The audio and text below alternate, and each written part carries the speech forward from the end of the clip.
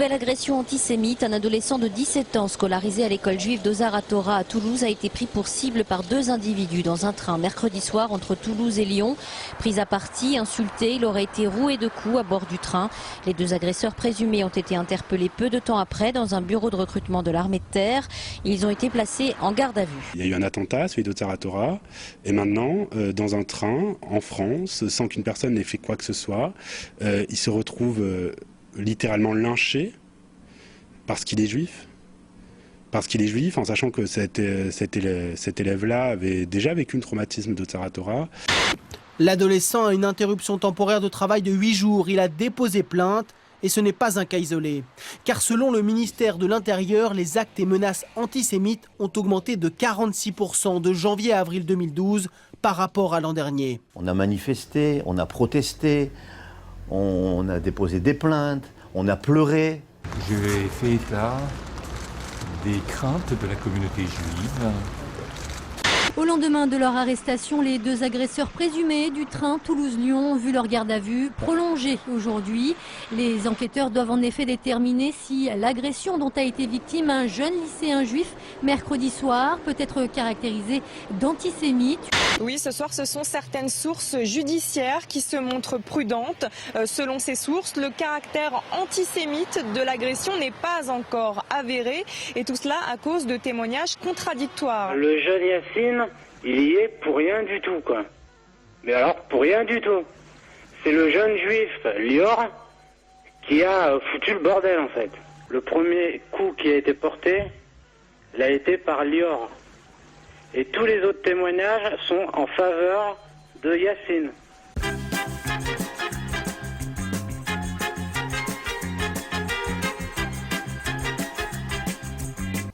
Oui, alors ça aussi, c'est déprimant qu'on me reproche de beaucoup parler de ce sujet-là. Mais malheureusement, on va bien le voir quand on va parler de tous les autres sujets, que c'est systématiquement central. Normalement, on ne devrait pas en parler. Il n'y a pas d'antisémitisme en France. Les Juifs sont 1% de la population française. Ils sont sociologiquement les mieux nantis et les mieux lotis de France en termes de communauté. Sans doute aussi à cause de leur qualité indéniable. Hein. C'est un peuple d'élite, sûr de lui-même, comme l'avait dit le général de Gaulle, également dominateur. Mais bon, ça c'est un autre sujet. Et là, on voit bien à travers que les médias dominants n'arrêtent pas de nous parler d'antisémitisme en France, alors que la France est entièrement sous domination juive. C'est assez facile à vérifier. Il suffit de regarder la superstructure française dans tous les domaines, et regarder les noms et faire de la statistique. Hein, je veux dire, on voit bien qu'au niveau politique, au niveau administratif, au niveau culturel, au niveau médiatique, au niveau universitaire, il y a beaucoup de juifs. Quand je rappelle par rapport à leur population, puisqu'ils sont 1% de la population française. Et si on veut, par exemple, pour lancer une petite quenelle à Jean Robin, qui a d'ailleurs postulé pour être le con du mois, mais il est hors concours. Il suffit de comparer les musulmans au niveau de la superstructure française. Combien de musulmans recteurs d'université, combien de musulmans ministres, combien de musulmans patrons de grands médias, combien de musulmans dans la grande banque, combien de musulmans patrons d'industrie, combien de musulmans hauts fonctionnaires, et on a la réponse immédiate au crétin Jean Robin. Voilà, c'est qui a le pouvoir en France, qui ne l'a pas et qui ne l'a plus. Hein, voilà.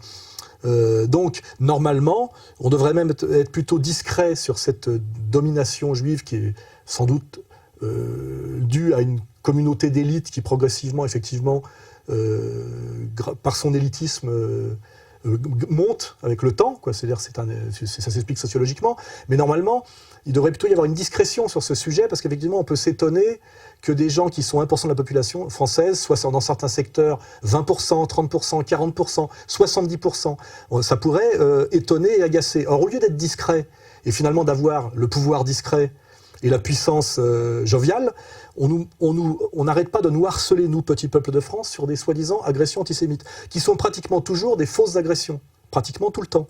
Hein, RER, l'histoire du RER, l'histoire du rabbin Fari, l'histoire du local qui avait brûlé, l'histoire de l'école en banlieue qui avait brûlé, ce sont systématiquement des fausses agressions, des escroqueries à l'assurance, des trucs mensongers. Agression antisémite dans le RER, une jeune femme prise à partie sous les yeux des autres voyageurs qui n'ont pas bougé, un acte infâme qui suscite la condamnation de toute la classe politique, appelle à un sursaut républicain contre toute forme de racisme. En quelques heures, la jeune mère de famille du RERD est donc passée du statut de victime à celui de suspect. Placée en garde à vue cet après-midi, elle a finalement avoué avoir inventé tout ou partie de l'agression pour laquelle elle a porté plainte. Et là maintenant, on voit bien que ça doit correspondre à une inquiétude et à un pilotage. On a quelque chose d'assez malsain. C'est la fausse agression antisémite du mois. Il y en a une tous les mois, ce qui est de l'incitation à une raciale, de la tension communautaire gérée et programmée. Et puis alors maintenant, c'est plus comme avant où on nous inventait les agressions antisémites d'extrême droite. Hein.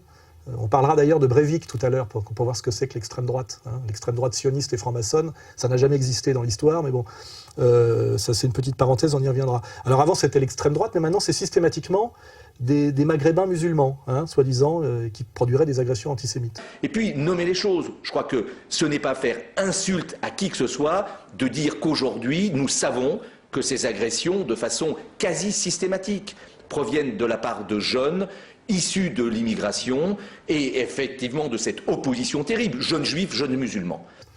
Je veux dire, j'ai été en banlieue, j'ai vu que dans des endroits comme le 9-3, c'est assez vérifiable, les juifs le jeudi mettent la kippa systématiquement, il n'y a pratiquement pas d'agression par rapport au climat de tension qu'on pourrait noter. C'est même assez notoire à quel point il y a un climat d'apathie compte tenu des tensions internationales et de la manipulation des médias et de la perversité communautaire pour faire monter les tensions. En réalité, il y a très très peu d'agressions antisémites par rapport à ce que ça pourrait être compte tenu de la question israélo-palestinienne, de l'islamophobie systématique du monde occidental, des tensions moyen-orientales, etc. etc. Il y a plutôt une apathie totale des petites gens, on va dire, musulmans sur cette question. On peut s'en réjouir, d'autres peuvent s'en agacer, moi je préfère ça, mais c'est un constat, hein, il n'y a pas d'agression antisémite en France. Et pour le démontrer, la dernière agression antisémite, on a vu Emmanuel Valls, notre ministre de l'Intérieur, qui je le rappelle est français depuis 1982, c'est un Catalan, et qui déclare qu'il est éternellement attaché à Israël. Par ma femme, je suis lié de manière éternelle à la communauté juive et à Israël, quand même. Donc on a un Emmanuel Valls, ministre de l'Intérieur, qui fait une déclaration publique dans les médias pour créer de la tension communautaire en déclarant qu'un jeune maghrébin musulman a agressé un juif dans le train, alors qu'il a le rapport de police, que j'ai eu aussi, qui dit exactement le contraire.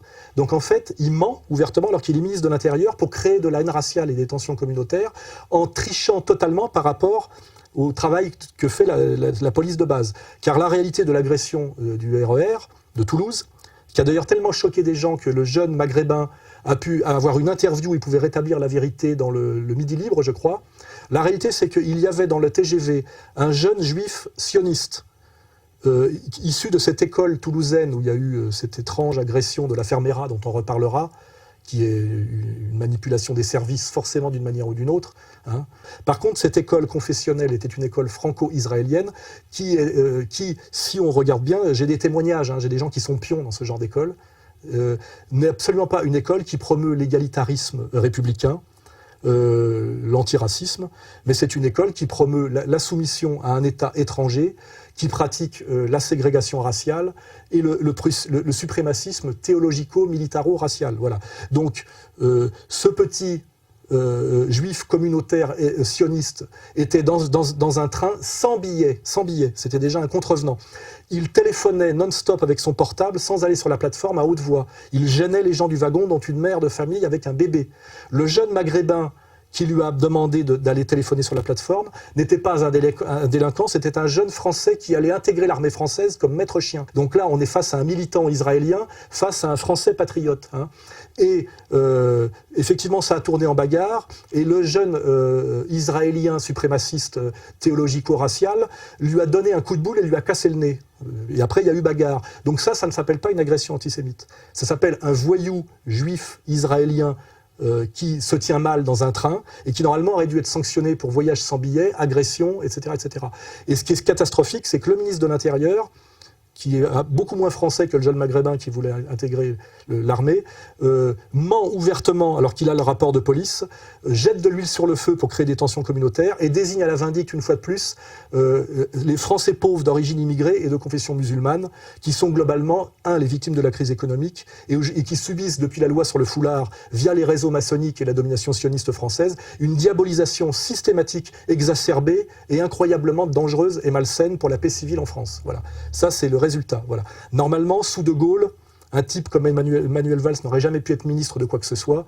Et si à un moment donné, la France reprend le pouvoir sur elle-même, c'est pas ce genre de hauts fonctionnaires que nous mettrons en avant. Si demain on veut sauver la France, c'est pas de faire la France la prochaine Yougoslavie, ce qui est d'ailleurs plus ou moins ce qui nous est promis par le processus mondialiste. Hein. Voilà. Mohamed